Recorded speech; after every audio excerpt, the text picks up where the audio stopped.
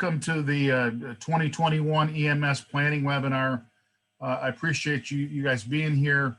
One of the impetuses of this training is as I go through my auditing, I get to a lot of organizations where we see findings relative to companies just not kind of getting the ball rolling. Most of you have what I call an ISO hobby because your full-time job is not ISO. You guys have other full-time responsibilities that ISO have been added to.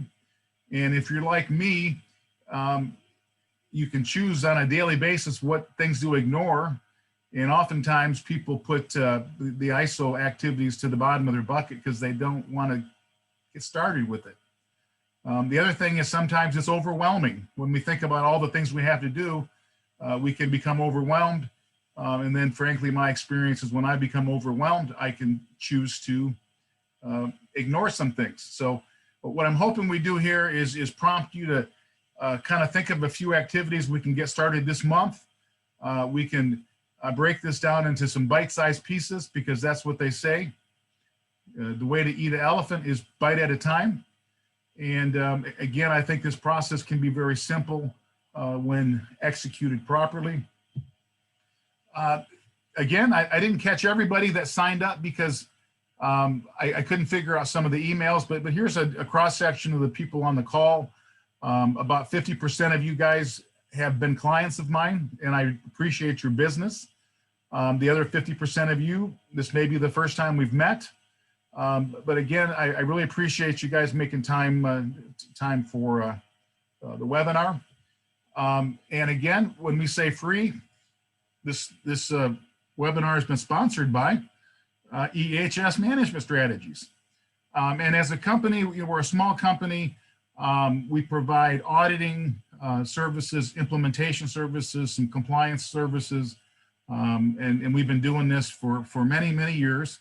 And again, a number of you guys have been probably getting my emails and newsletters for probably longer than you'd like to remember. But one of the things we came up with last year is a response to COVID, is a new approach to internal auditor training. I'm calling it the blended approach. It's a series of 3 webinars, some video lessons, some workshops that we do independently.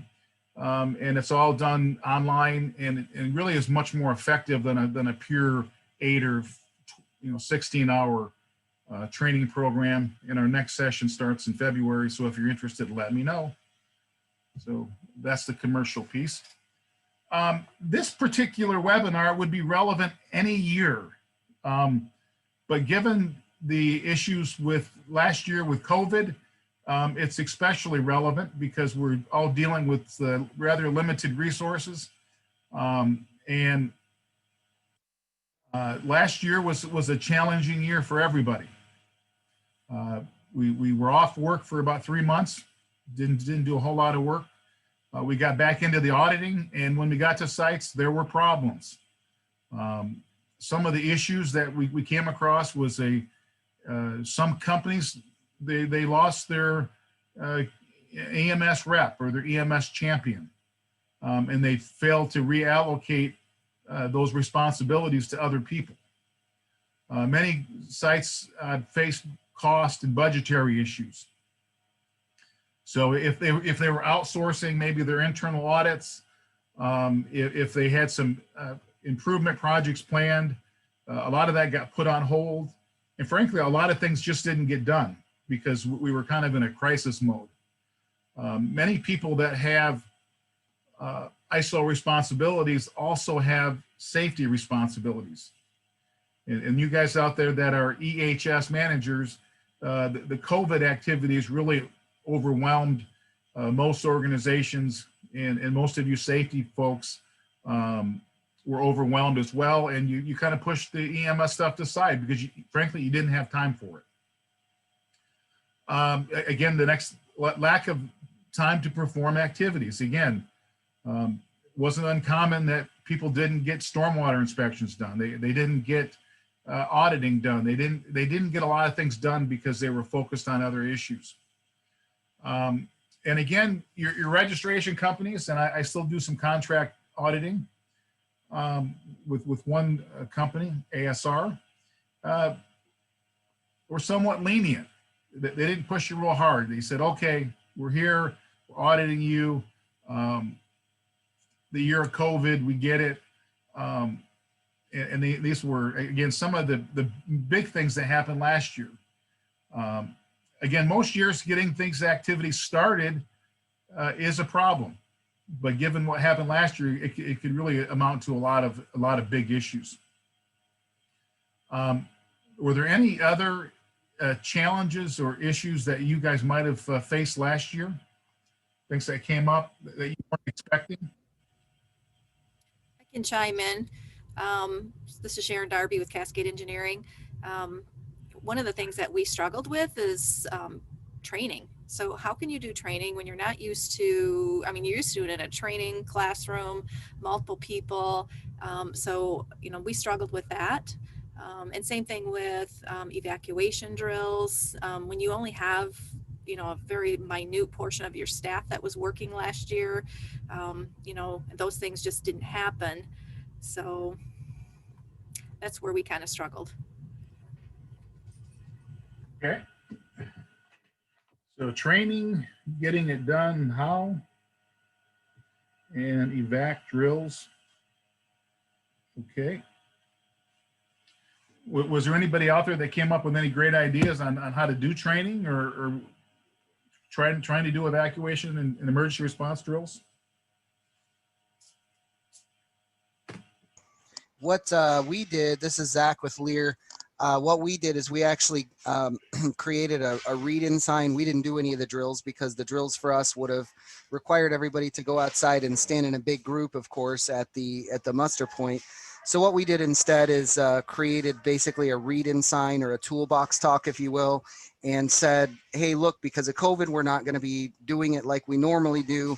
And here's all the review points of what we're expecting.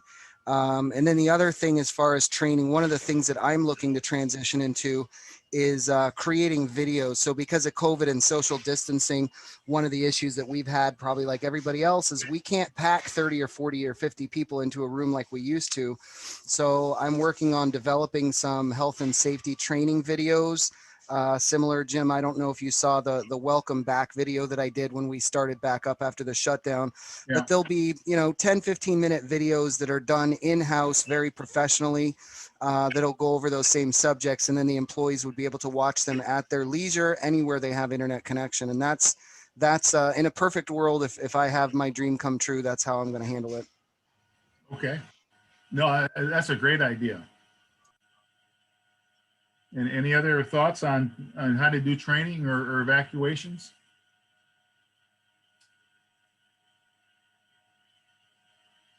Yeah, I'll tell you a couple of things that came up. A lot of companies just didn't do evacuations. They just said, can't do it, you're a COVID.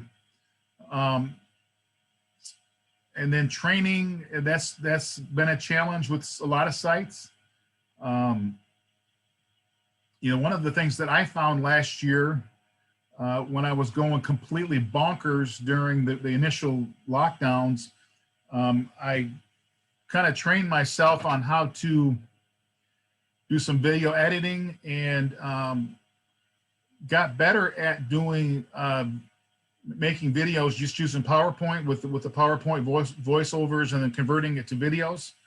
And again, it's not 100% professional, but they came out pretty good. So, and that was one of the things that we used when we developed this blended auditor training was some video, some portions of the auditor training were actually made into videos that people could view on their own schedule. So I see some companies for training are emailing out PowerPoints and saying, please review the PowerPoint. One of the things I would encourage you to do is if you do that, include a quick 3 or 5 question quiz that they send back to you so you can demonstrate that they've actually reviewed the PowerPoint, and then that gives you the evidence of training. I have seen a few people take their PowerPoints and make videos that, you know, like Zach said, but that's a great approach. And then I also have seen, instead of doing drills where people will walk around their facility and basically interview people, asking them what they would do in the event of an evacuation, and then documenting that as a drill of sorts. So all good approaches to that particular problem. So the first thing, and again, I saw the people that signed up here. Some of you guys have very well-run EMS programs. You have management teams that are aligned with what you do and understand the process. And there may not be a big hiccup. Others of you, I know, went into crisis mode, where your management teams are not fully aligned with what ISO requires. You lost key staff, and there may be a lot of gaps that came up last year. So the first step here is really to try to do a pretty honest review of where you're at. What did we get done? What didn't we get done? And I'm calling this to kind of assess the status of your EMS activities in 2020. Did we do our internal audit? Not uncommon that people just didn't do audits. Did we do management review? Did we set objectives? Maybe we set the objectives in February, but we didn't track them. We didn't do anything with them. Does our program require us to have EMS teams, EMS meetings? I know a number of you guys do have what you might call a green team or a facilities team that meets quarterly. Maybe those inspections or those meetings just didn't get done. And then inspections. Did preventative maintenance not get done on certain areas? Did we miss our stormwater or hazardous waste inspections for a few months? Did we forget to reassign fire extinguisher inspections? Because the guy that was doing them got laid off and we didn't tell anybody else to do them.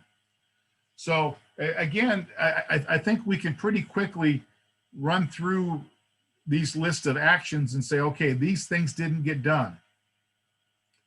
And when we don't complete activities, when we don't conform to our system, the number one response should be open up a corrective action. Oftentimes people avoid doing that because A, they don't want to do the paperwork, B, they just want to kind of rush to fix things. But the real key here is if there was a number of things you didn't do, especially some big stuff like objectives and internal audits, management review, and then your registration company comes in this year and they ask some questions and they figure out those things didn't get done, those are going to result in non-conformances with your registration company. That's what we're trying to avoid. So the best way to avoid that is to open up corrective actions yourself, acknowledge the fact these things didn't get done, and come up with a plan to close them out. And you can do that pretty quickly. But again, not doing this opens you up for potential non-conformances at your next registration audit.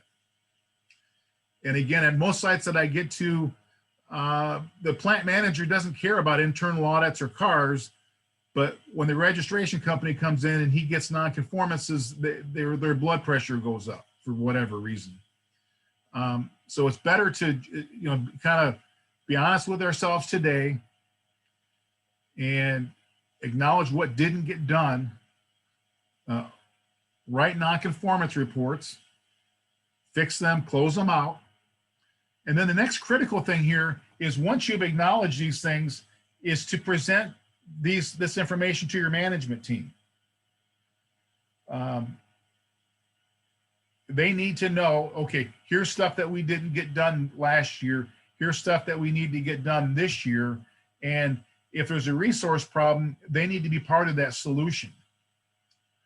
So again, in maybe 20 or 25% of the sites that I get to, the ISO person likes to do all the stuff in a vacuum because they don't want to bother management. They want to take it off their plate. But it's just like anything else. But by keeping them away from these issues, we're not doing them any service. And again, this is not a big deal. It's a 5-minute overview at your next managers meeting. Hey, here's my review of our ISO system last year. There's 4 things that we didn't get done. I've opened up corrective actions. I'm going to need some help getting these closed. And once they're closed, I'll give you an update at our next meeting. So again, please communicate these to your management teams, and then go through the corrective action process and figure out what happened. Was it just COVID? Was it people left and we didn't reassign roles and responsibilities? Was it a lack of resources internally and we probably should have brought in some external resources? But again, as my note says here, this can really help reduce a major nonconformance at your next audit. And again, that's what we're here for, is to try to reduce those things. Any questions or thoughts on that?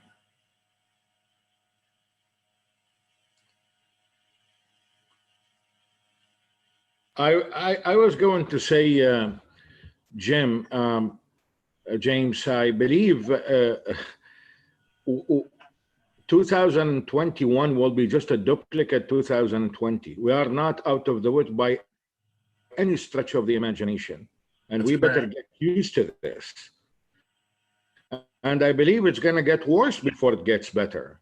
And you're absolutely right with regards to, and my colleagues were talking about the training and convincing the management, and production comes first and things like that. And this is really very challenging. It's going to be a whole different new set of it's like you have a plate of good food in front of you, but you cannot eat it. You could only look at it and you could smell it. Right. And so how can you be in compliance by just looking at it and smelling it and pass the test? You're right. And when it comes to squeeze time and the management find out that they're going to be out of compliance, that is one. But sometimes you have to take the heat. But my point is that you're absolutely right. Okay. 2021, we are not, just because now we cross the calendar, we're going to be in a better shape. We're not. It's going to be really worse, especially in Michigan. Look at the numbers. It's going to continue to be a challenge. That's correct. The Michigan, and I crossed the border to Canada, and it's even more worse. So okay, thank you for that. Any other thoughts or concerns at this point? Okay. Well, again, I think this first step, I think most of you can do pretty quickly. Again, this is the first bite. Let's do a quick review. What did we do? What didn't we get done? If we had a problem getting people together for training and we didn't do the training in 2020 or didn't do all of it, start a corrective action. This is the first, that was the first bite of your elephant. 2021, I call this the year of resources. And again, we need to do a pretty honest review of our resource needs and our resource availability. There's 2 ways to add resources to a system. One is to go out and hire a bunch of people. That was a joke. The other one is to invite more people to the party. And that's probably more likely what we could do if we have a resource problem. The standard under section 5.1 says that top management shall provide adequate resources. So this is not your problem. This is not the ISO guy's problem. This is management's problem. And as the ISO leader, really all you can do is Identify a problem, present it to management, and expect them to react. So the first step here is to make sure that the responsibility for all of your EMS activities have been assigned and communicated. So if your maintenance supervisor on second shift was doing your stormwater inspections and he's no longer with the company, we need to make sure that somebody else has been given that responsibility. If the supervisor on the paint line was responsible for hazardous waste inspections, we need to make sure that somebody's doing those inspections. If we had 3 internal auditors trained,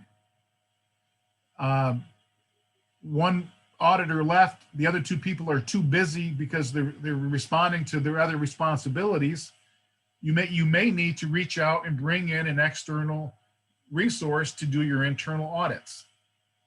So again, try to map all the activities, make sure that the person that's responsible understands that they're responsible. A big one back in July was fire extinguisher inspections. We stopped doing them. And even though the guy was still there, he kind of got amnesia and he liked the fact that he wasn't doing them. So he didn't start them again. So again, remind people, yeah, we were doing it before. We took a break because of COVID. We got to do it again. It's the same with like an environmental team or a green team where you might have a group of people that meet quarterly. You stop doing the meetings. COVID created a problem with having people in the room. So maybe it's we haven't done the meetings. So it's time to start meeting again, whether you do it with Zoom, whether you do it remotely, whether you have a large conference room that you can bring 4 or 5 people into. However you need to do it, the fact that we stopped doing it doesn't mean we can continue to have stopped. We need to reinvigorate those activities. Again, I say identify the gaps in resources, and it's your job to present those gaps to management. Hey, we're going to have a hard time doing training this year. We need to potentially look at online training. We need to potentially look at developing some videos that we can share. That's a gap in resources. And it's not okay to just throw my arms up and say, "Whoop, I've got a gap." We've had 9+ months of COVID. We need to adjust and respond and change our system. And much as was just said earlier, this year may not get much better, at least till the end of the year. So we have to adjust our approach to these things. And again, very critical, summarize the gaps, summarize the needs, present them to management, expect them to react. And that's your job as the ISO leader. If they choose to say, nope, we don't have a budget for this, nope, we don't have time, we can't make changes, just document those notes and roll the dice. And I don't mean to make light of this, because in a lot of organizations, we're still in a crisis mode. Resources, people have been cut. They're slow to be brought back. We've gone below what I call the critical mass of operating, and we're still trying to operate. And if that's where you're at, it just is what it is. Don't beat yourself up. Do the best you can to move things down the road. But if you're below what I call a critical mass, there's just not much. There's not a lot you can do. But again, I think to do a quick assessment of your activities of last year, come up with the gaps, to review the resource needs. I mean, these are 2 things that I think you guys can do fairly quickly. With maybe a few more people, that maybe you pull your green team together and say, okay, guys, what did we miss last year? Okay, how are we going to get it done this year? And do we need help? Do I need to call my corporate team up and say, corporate team, I need help? Do I need to call up my favorite consultant and say, we need more help? I'm here. But again, those are things that you can react to change how you're going to do things this year. And any more thoughts on resources or ways to identify and mitigate resource needs?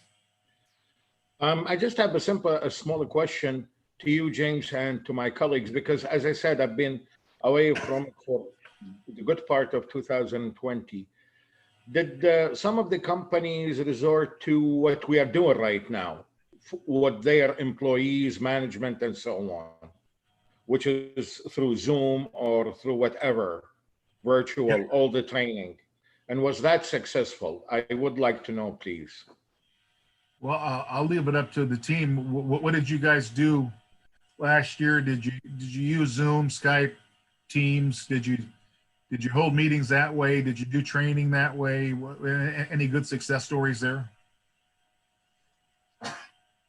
This is Zach in Roscommon. Yeah, what we did, we actually have Skype for Business, and our core team had meetings over Skype, and that's how we did it. And that way we were all able to either participate from home or from our own desks and observe the social distancing. Hi, Zach, this is Nadum. I used to know the guy ahead of you before you from Lear. I assume you're from Lear. Zach, was it also possible to, if it sounds stupid, then it is, to do drills that way? You know, to do drills or talk about drill or just satisfy the requirement of a drills through that way? Yeah, that's a good question. The vast majority of employees here do not have computers or access to computers. So it would not have been possible for the masses, but could have been possible for the small number of salary employees that do have computer access here. Okay, please say hello to Lisa Fredrickson, okay, for me? I will. She's a sweetheart. Everybody's a sweetheart. Yes, sir. Thank you. And any other thoughts out there? I'll chime in. This is Sharon, Cascade Engineering. So we, of course, hang our hat quite a bit on Zoom. Went and purchased the full, Zoom capabilities, and because our organization is quite large, you can have hundreds of people on at the same time if you need to.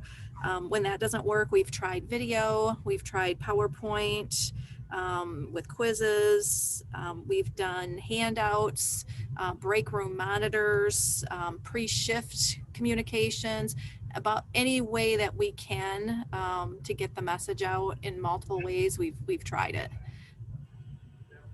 Well, thanks, Sharon. Any other examples out there? Yeah, I mean, I'll say there's a lot of organizations I've got to that have really embraced the remote meeting concept and gotten much better at it. There are some organizations I've gotten to that have resisted it and just decided not to do things. And I'm always encouraging them to do more. We, again, have gotten better. Well, I mean, I was doing some remote training before, and we're trying to do more of that. The registration companies have been doing completely remote audits. We've done some completely remote internal audits with companies. And that's, again, something you guys can look at is in your internal auditing process. How can we do these audits remotely or using remote technology?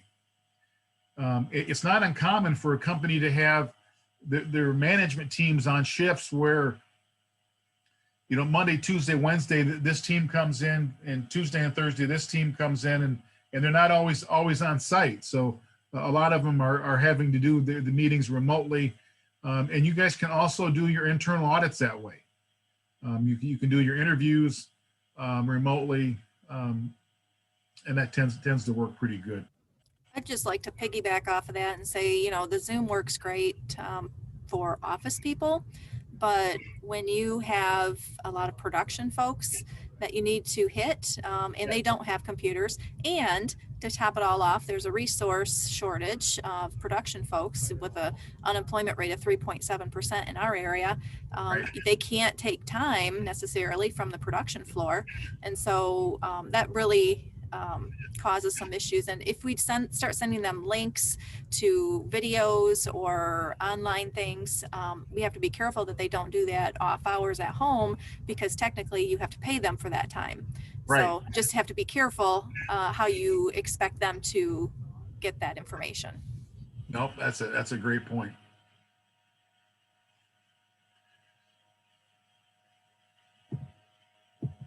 Okay. Okay, so we've done a quick snapshot of what we did last year. We've kind of assessed what we missed or didn't miss. We've thought about resource needs and make sure that all these responsibilities have been recommunicated to people, making sure that they're familiar with what their role and responsibility is. The next step is to really review what the auditors will now call the intended outcomes of your environmental system. And I'm calling this the year of keep it simple. Oftentimes people want to, aspire to do great things. They want to make their programs complicated and really keep things robust, but that may not be possible this year. We may have to break it down to the basics of the environmental process, step back on what we might consider to be objectives, and not quite be as aggressive as we might want to be if things were a bit more normal. So again, I would say do a quick review of your aspects process, the impacts and your risk, and then document that. That's out of the way. We're not going to change our significant aspects. We may add COVID or pandemic to our list of risk, but other than that, we're not going to make a bunch of changes. And we're just going to kind of let ride what we've been using for a number of years. We're going to go back and look at what our objectives were for 2020, and did we achieve them? Real quick, yes or no? And then again, we might have set the objectives in February, COVID hits, and then there was kind of a breakdown. We just didn't track them or monitor them, and that would just be a non-conformance. Write it up. And then look at what we want to try to achieve for 2021. And again, keep the plans and the objectives simple. If we had a big landfill initiative, maybe this year it's just we're just going to maintain what we've been at. We still have to have evidence of continual improvement, but those can be small things. They don't have to be big, grandiose objectives. So keep whatever objectives you want to set for 2021, keep them simple. And then look at your metrics. What are your performance metrics? Were they maintained in 2020? Did we track the data?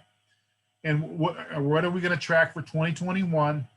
And just make sure that's continuing to occur. Again, it wasn't common in 2020, uncommon, that we stopped tracking our electrical usage and reporting it. We stopped tracking our landfill data. We got too busy. That's not uncommon. But again, we need to try to regroup, acknowledge what we didn't get done, and start doing it this month and keep that ball rolling. And then review your last audit from your registration company. So last year, did you have a couple of non-conformances? Did you have any opportunities for improvement?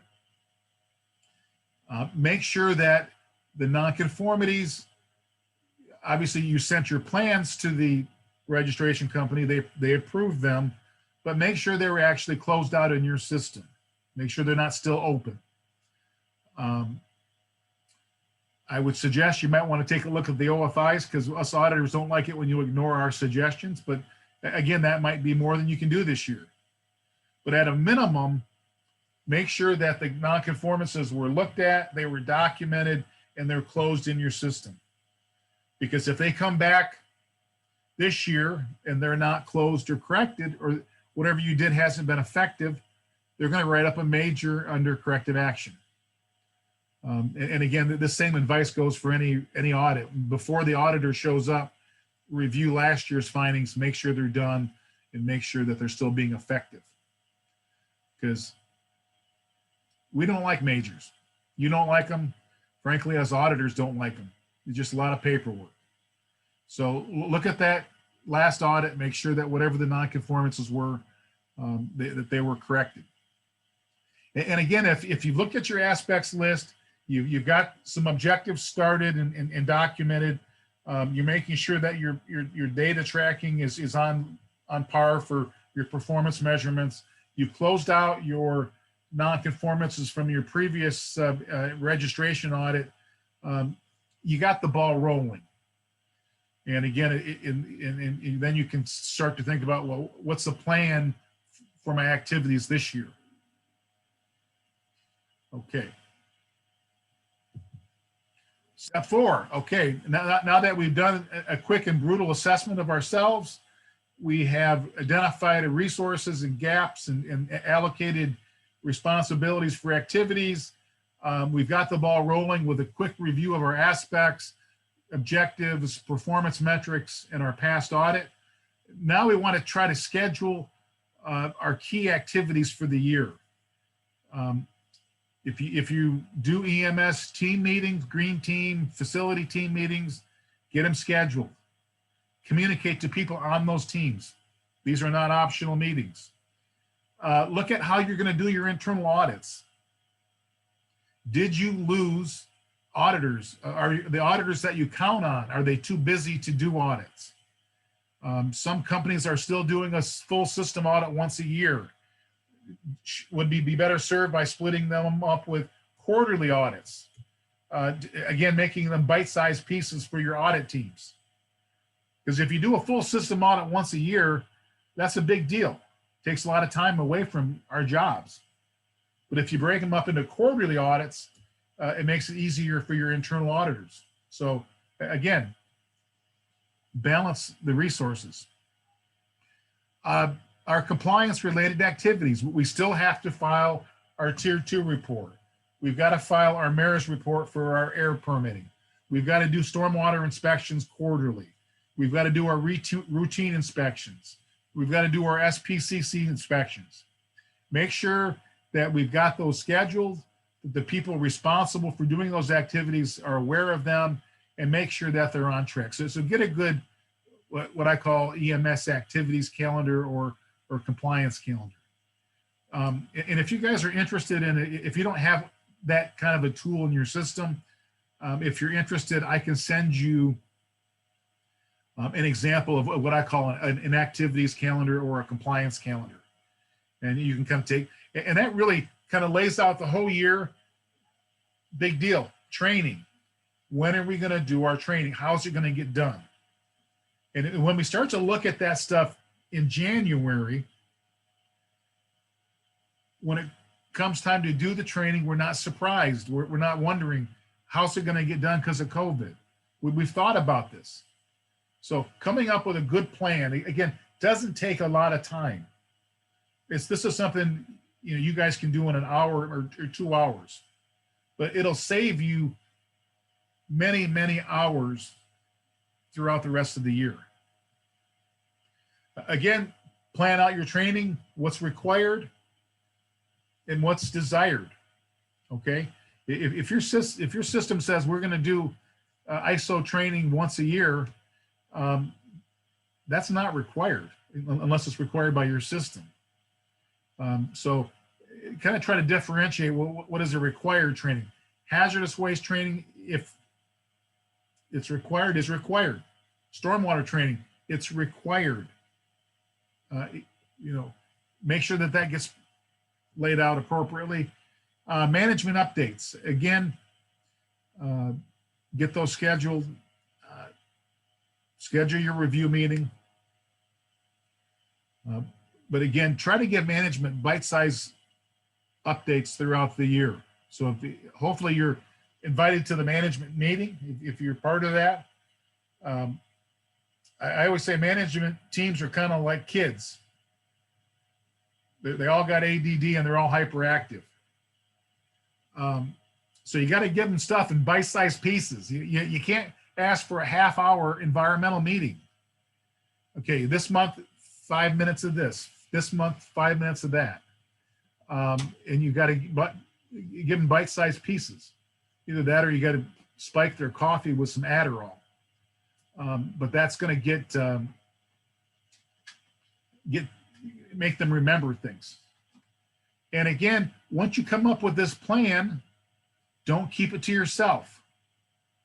This is another piece of the puzzle that you can briefly in a manager's meeting say, okay, 3 minutes, here's our EMS activities calendar. I've emailed this to everybody here. These are the key activities that we have to do this year, and communicate these to the management team. I think I just did that in less than 60 seconds. But again, the ISO person oftentimes likes to keep this stuff to themselves. And we're not doing our management team a service by keeping them out of the loop and making them more aware of some of the key activities. Some managers will ignore it. Other managers will open it up and look at it. But the fact that you've put this together and communicated it to them will be a big deal. It'll be something they'll remember. And like I said, if you guys don't have an activities calendar, I've got a couple of different formats I can share with you. So just send me a quick email. Any thoughts there on how to plan these activities throughout the year, or some good practices that you guys have used?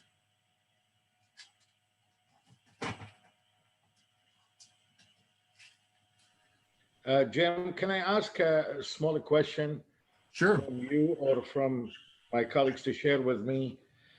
Okay, I'm used to setting objectives and targets based upon physical things that I could measure and I could target. But knowing that COVID is with us, did somebody have any objectives and targets that they could share with me that are specifically related to COVID or because of COVID? And what was the objective, what was the target, and what was the result? Yeah, and I would even make that a little bit more generic. When you guys are looking at your year 2021, what might be some good examples of objectives that you are setting this year that might be a little bit different, maybe a little smaller, given the current resource issues?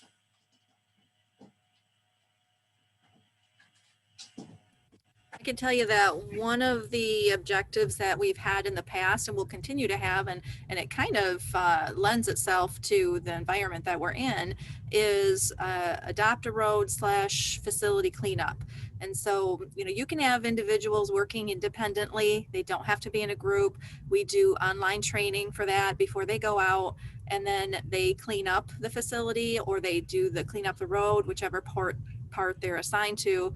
And then that helps us keep our facility clean, so that we don't have all of the debris that can accumulate over the winter. Okay, that's a good example. That's a very good one. But how do we target? What's the target in that? And how do you know that you achieved it? And by how much? So our targets are that we do it 3 times a year. So those 3 times are in the summer. Okay. And we have a set number of people that we target. So we try to hit 20 because we have 9 buildings plus the road. So with 20 people, that's one of our targets. So that's kind of what we use. And what is, please enlighten me in here, what is the debris cleanup? I understand that in the scheme of things with housekeeping and the cleanness.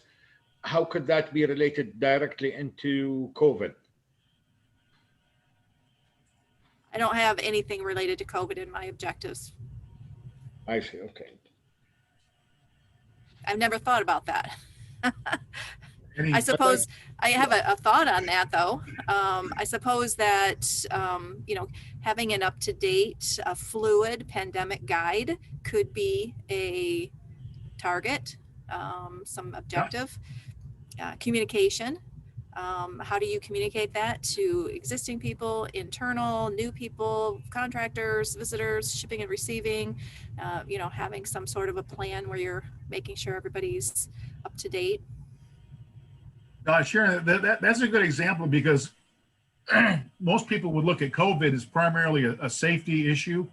But really the COVID issue has been a huge strain on resources. And that lack or strain on resources has a big impact on your EMS, your environmental activity, I mean, frankly, your business, but really impacts your ability to achieve what they call the intended outcomes of your system. So yeah, that's a great example.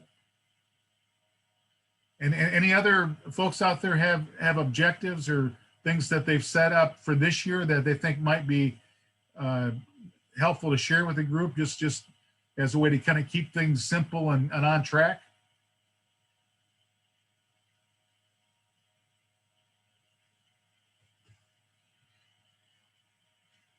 Okay, oh, let's see here. What's next? And again, I can't emphasize enough on a lot of these steps is updating and communicating these issues to your management teams.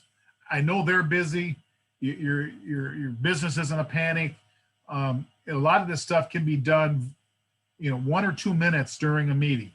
Doesn't have to be a big PowerPoint. Doesn't have to be a big part of any meeting. But if you go silent, if we go silent on the EMS activities, then they start to lose track of that as being part of their business. So I know I know a lot of us are in crisis mode, but please share and document these activities with your with your management teams. And then, like anything else, we just got to get moving. Again, when I feel overwhelmed, in my career, I've stuck my head in the sand and not thought about it. But if we can come up with a quick assessment of what we were at last year, address our resource needs, get some activities done, the aspects review, the objectives, the metrics, come up with a good plan, that'll pave the pathway to success. And again, I know it sounds like a big deal, but I know the people on this call, you guys could do these first 4 steps in probably 1 to 2 hours of time.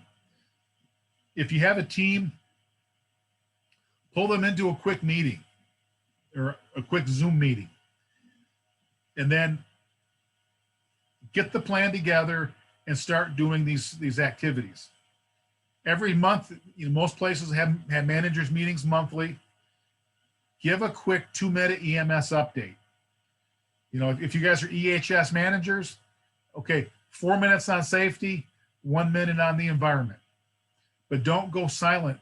Don't go silent with EMS stuff. Communicate with your registration company to just validate what your schedule is. And again, don't forget to review last year's findings. Make sure that the corrective actions are closed out in your system, and then review the actions and make sure that they are continuing to be effective. Because that's the biggest thing you can do is not have a major nonconformance because you didn't close out one from last year. And again, I've said it enough times, but I'll say it one more time. Keep management in the loop, give them quick updates, and keep them informed as to what you're doing with the ISO part of your job. I know it's a small part of what a lot of you do, but keep them posted. And then I wanted to just mention a little bit about remote auditing. When COVID hit, all the certification bodies kind of scrambled to come up with a remote auditing process. I mean, some had them already set up and approved through ANAB. Others kind of scrambled to come up with a process, and usually by about June-ish, most of your registration companies had a remote auditing process. If you want to do your next audit remotely, don't be afraid to ask. Say, hey, this is a 5-day audit. Can we do 4 days remotely, 1 day on site?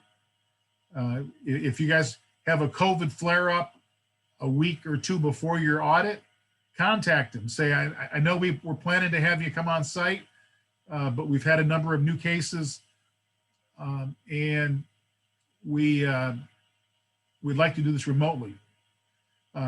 There's usually a little bit of a risk assessment they have to do, but I think most companies, unless you've had major nonconformance as your last audit, can become approved to do a remote audit, or at least partial remote. And I've done some remote audits for a registration company. I've done some remote internal audits, and I think they can be done reasonably pretty good. I've kind of thrown a number. I would say a remote environmental audit is probably somewhere between 80 to 90% as effective as an on-site audit. And like I said, I've audited sites remotely that I've been to before physically, and I've also audited sites where I haven't been there at all. Which you might think, well, that might be a challenge. But even those sites I hadn't been to before, you've got to go into these remote audits with the right planning. So you have to schedule a call to test the technology. And again, the conference room stuff is easy. It's just like this. This is simple. When you need to do interviews, you need to set those up ahead of time so that if you're going to interview the plant manager, the engineering manager, the HR person, get those set up ahead of time so that they can come into a remote audit, remote meeting. And then with the site observations, you're going to use some type of technology. Either it's a cell phone, an iPad, or some other type of technology where you can visually go out and see things. When you do the exterior observations, the device needs to have a cell signal. You can't try to use your Wi-Fi. I had one audit where they wanted to try to use their Wi-Fi and it just didn't work. And then with the interviews, again, there's just different approaches. I had some sites where they could pull some hourly people into an office and we did some interviews that way. The person that's on the floor going through the plant with a cell phone or iPad needs to have earbuds or headphones in. Don't count on them being able to hear you. And then one time it worked very well where I would ask the person the question, they would ask the employee would answer the question, and I could hear them fine. But again, I always tell people when you're doing a remote audit, expect there to be problems. And then you work through them. It's that simple. But with a remote audit, there really isn't a lot of planning that you need to do prior to the audit to get it done right. I've sat through some audits with other companies as working with a client. I saw auditors do it well, and I saw auditors do it terribly. So again, this can work for your registration audits as well as work for your internal audit process.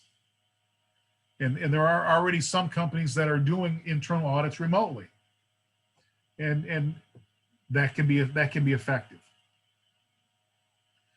Any questions or experiences out there that you guys have had with remote auditing? If you've done a remote audit and it worked well, I'd like to hear about it. If you did a remote audit and you had problems, please share that with us as well. Yeah, we did a remote audit in Ohio and it worked well. Like you said, you have to have a good connection, and we ended up using a cell phone and that seemed to work fine. But I do know that I did receive an email. You can get special glasses now that are, yeah, and it has the camera built right into the glasses so the auditor can see exactly what you're looking at and you can communicate that way. If anybody's interested, it was $750 for wow. those types of classes. Now, we wouldn't pay that, but somebody might. No, and that's a great idea, and a great thought too. When these guys are auditing remotely, you tell them to do it safely. Say, you walk and show me what you can, and then when I want to see something, you stop and then show me what I'm looking for, because they got to pay attention to where they're walking. Any other examples out there of remote audits that you've done and what you liked and what you didn't like?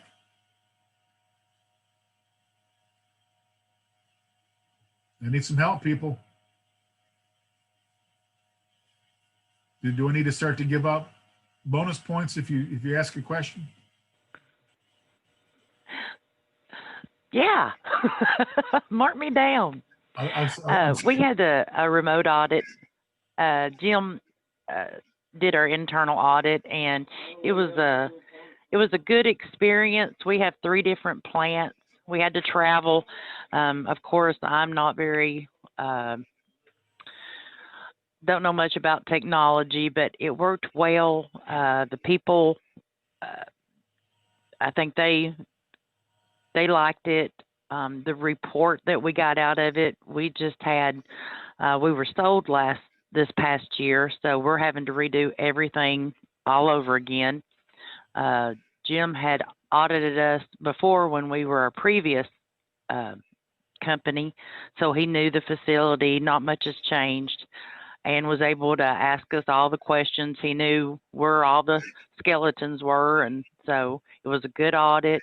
And we had our stage 1 recently, and Jim, I just wanted to let you know, he went over your audit record, your report, and he said, this guy's really good. He said he audited everything. Yeah, I just wanted to let you know he was impressed. So that was a plus we got on our stage 1 because you were so thorough. So we had a good experience. And just, I was going to say too, I know having someone do your internal audit can be a little expensive, but doing the remote audit leaves you some money to buy that camera, the camera glasses if you need them. Excellent. Can I ask a question, Jim, and the rest is, is all audits can be done completely remotely, or there has to be an element that you have to be on site? And give me example of both sides. Which one that will be? I mean, I understand audit remotely, all the documents and the compliance and all the inspections and paperwork, but could any audit be done completely remotely? Yeah, that's a good Must question. have an element for a successful audit. That's a good question. And the answer here, yes, these audits can be done completely remotely. And I think they're reasonably effective. And when we look at this the long-term solution, right? At some point, COVID will go away and life will come back to some sense of normality. But there may be a role for remote auditing to fit into an overall audit program. So I think this year, if you needed internal audits done, they can be done remotely.